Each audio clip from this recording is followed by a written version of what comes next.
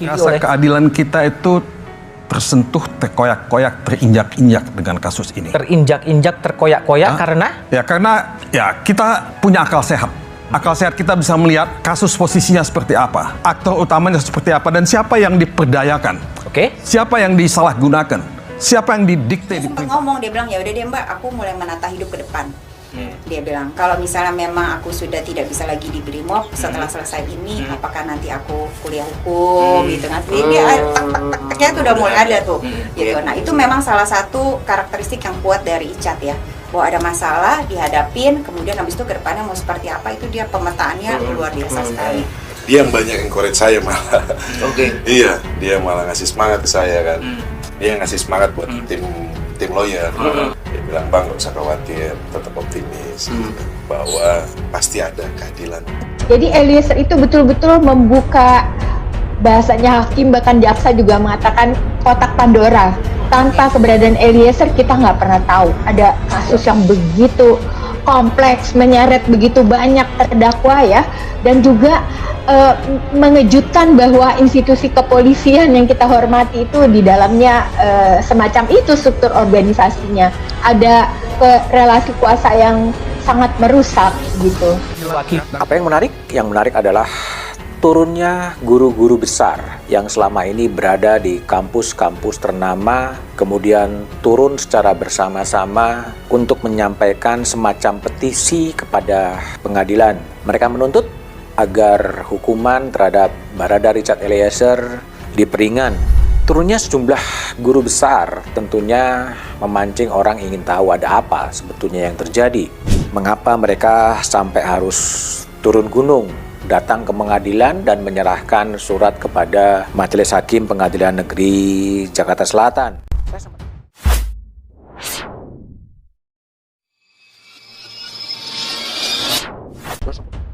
Kasus pembunuhan berencana terhadap Brigadir J yang melibatkan Richard Eliezer atau Baradae akan memasuki babak akhir.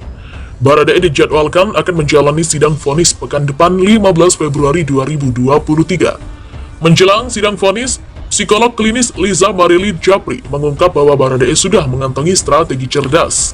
Strategi atau rencana itu disiapkan Baradae untuk menghadapi kehidupannya setelah lepas dari kasus ini. Menurut pernyataan Liza Marily, saat awal persidangan Eliezer drop, namun saat ini sudah kembali menjadi kuat. Memang, awal-awal persidangan itu dia mulai drop, sekarang sudah naik kembali. Kata Liza dalam program Gaspol dikutip Kamis 9 Februari 2023. Meski sedang dihadapi dengan masalah yang luar biasa, berkat kekuatannya Eliezer akan memulai menata hidup ke depan. Mengingat umur Baradae saat ini tergolong masih muda, yakni 24 tahun. Jadi, itu salah satu karakteristik yang terkuat dari Icat. Bahkan terakhir ketemu di Barreskrim, dia sempat ngomong, ya udah deh Mbak, aku mulai menata hidup ke depan, ungkap Liza. Rencana yang dirancang oleh Richard Eliezer jika tidak lagi di Brimob, yakni ia akan sekolah dengan mengambil jurusan hukum.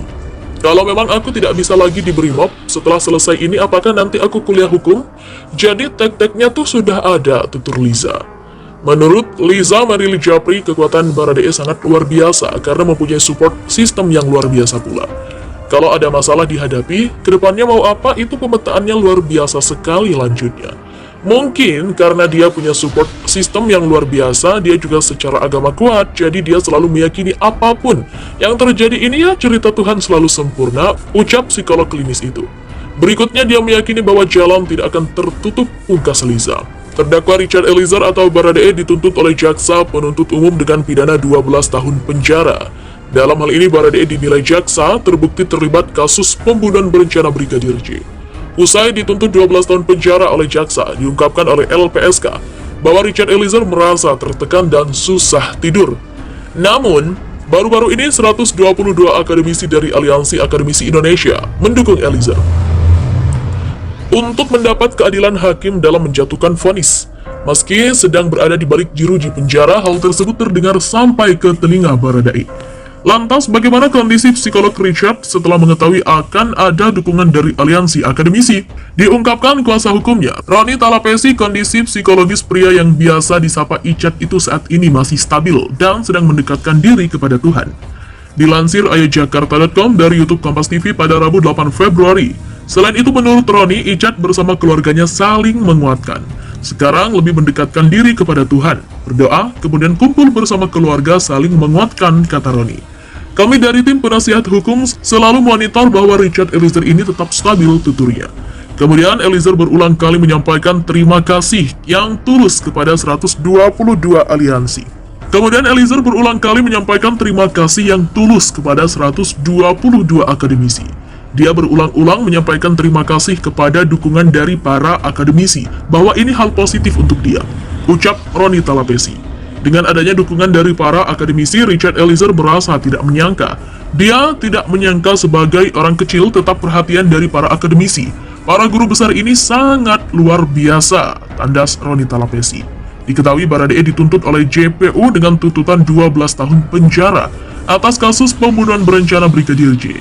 Jaksa menilai Eliezer terbukti melanggar pasal 340 Jungko, pasal 55 ayat 1 ke 1 Kitab Undang-Undang Pidana atau KUHP.